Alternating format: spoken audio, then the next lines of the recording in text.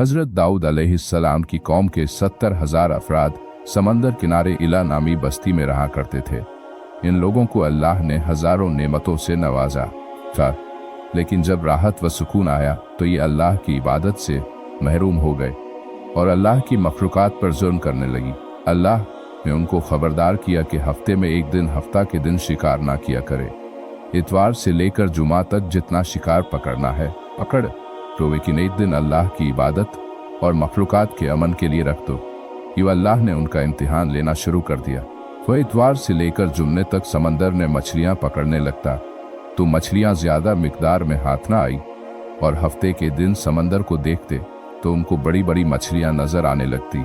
उन लोगों में से एक शख्स को शैतान ने ये गुल खिलाया कि तुम परेशान क्यों होते हो, मेरी तरकीब पर अमल करो तो परेशान नहीं रहोगे। तो बस शैतान के कहने पर उस शख्स ने हफ्ते के दिन कांटे लगाकर डोरी को समंदर में डाल दिया ताकि मछली फंसे, और शैतान ने कहा इस मछली को इतवार के दिन निकालना, और यूं हफ्ते की हुर्मत भी बाकी रहेगी और तुम्हारा शिकार भी हो जाएगा। बस शैतान की बताई हुई तरकीब पर हफ्ते के दिन मछली फंसती रही और वह इतवार के दिन निकालता और खुशी से खाता। जब आसपास के लोगों ने पूछा तो उनको भी यह तरकीब बताने लगा, और यूं उस कौम के कुछ लोग हफ्ते के दिन मछली पकड़ने के लिए जाल फेंकता और इतवार के दिन निकालते, और कुछ समंदर में से नालियां बनाकर छोटे छोटे तालाब और गड्ढे बना दिए ताकि हफ्ते के दिन जैसे ही मछलियां यहां से गुजरे तो तालाब में फंस जाए और हम इतवार को इन मछलियों को निकाल के पका के खाएंगे। उस गांव में कुछ अल्लाह के खास बंदे भी मौजूद थे जो कहने लगे, ए लोगों, अल्लाह ने हफ्ते के दिन शिकार करने से मना किया है। ये जो तुम जाल फेंकते हो या छोटे छोटे तालाब बनाते हो, इनमें हफ्ते के दिन अगर मछली फंसती है तो यह शिकार हफ्ते के दिन का ही होगा।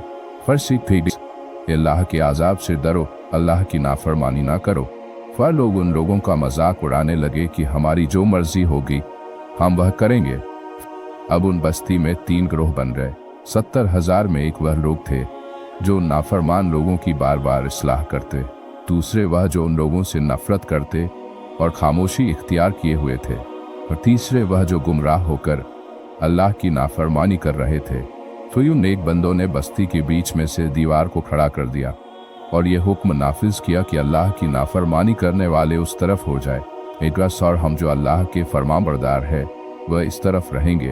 वो नेक लोग बार बार उनसे कहते रहे, लोगों, अल्लाह से डरो, उसको याद करो, अल्लाह की नाफरमानी ना करो, वरना तुम पर भी कौम लूत, कौम समूद की तरह अजाब आ जाएगा। वो सारे नाफरमान जिनकी तादाद तकरीबन 12,000 थे, सब हंसते रहे कि यह सब किताबी बातें हैं, हम पर कोई अजाब नहीं आएगा।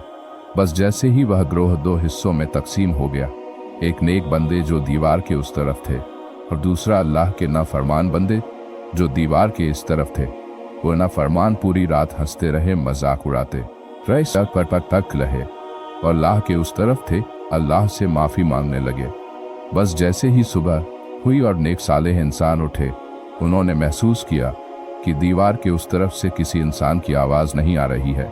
जैसे ही दीवार की उस तरफ चढ़कर देखने लगे तो वह सारे नाफरमान लोग बंदर की शक्ल इख्तियार कर चुके थे और बंदर होके हरकत को अंजाम दे रहे थे।